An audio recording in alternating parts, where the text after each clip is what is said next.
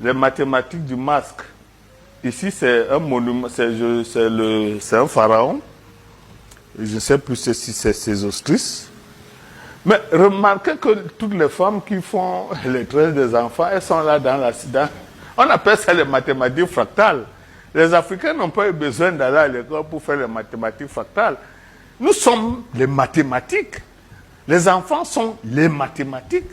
C'est parce que notre école ne permet plus aux enfants de faire ça qu'on n'a même pas le sentiment que c'est des choses faisables.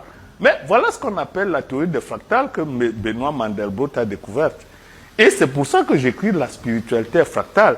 C'est-à-dire que c'est l'esprit qui tresse l'enfant, qui organise la spiritualité sur la tête d'un enfant en faisant des courbes imaginaires qui en réalité fracturent l'espace en créant la géométrie de nombre d'or.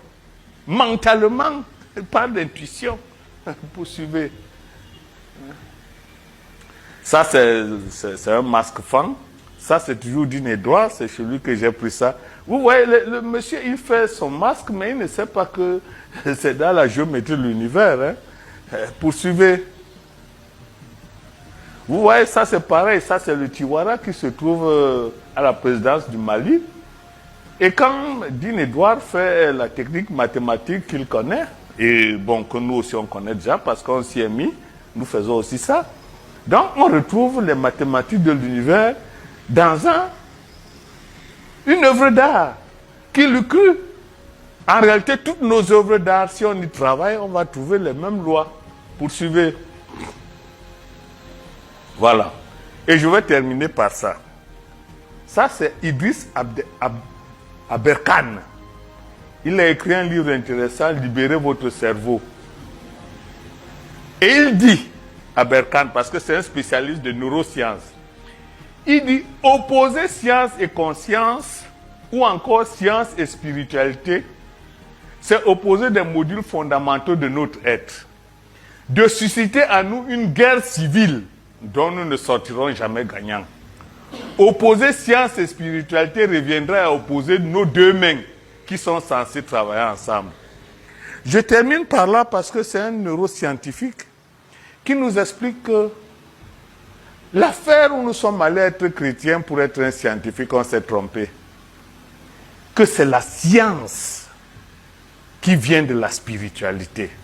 Dès que vous êtes coupé de votre spiritualité, vous ne pouvez plus faire la science. Donc, on peut en conclure que le fait que nous soyons allés à l'école de l'autre et nous couper en nous coupant de la spiritualité africaine, le fait que nous soyons allés dans la religion de l'autre en nous coupant de la spiritualité africaine, nous bloque et impose que nous ne soyons plus des scientifiques dignes d'intérêt. Parce qu'il dit bien, opposer science et spiritualité reviendrait à opposer nos deux mains. Et il dit, on suscite à nous une guerre civile dont nous ne sortirons jamais gagnants. La vérité est que nous ne serons jamais des scientifiques si nous laissons tomber la science ancestrale et la spiritualité africaine ancestrale. Et ça, ce n'est pas un Africain qui le dit, ça, c'est un neurospécialiste, quelqu'un qui est dans la matière de la science et qui connaît le cerveau.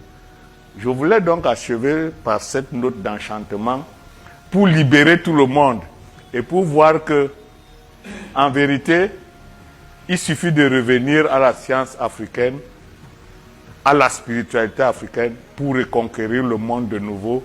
Et je crois que c'est la seule des choses qui nous reste à faire. Je vous remercie.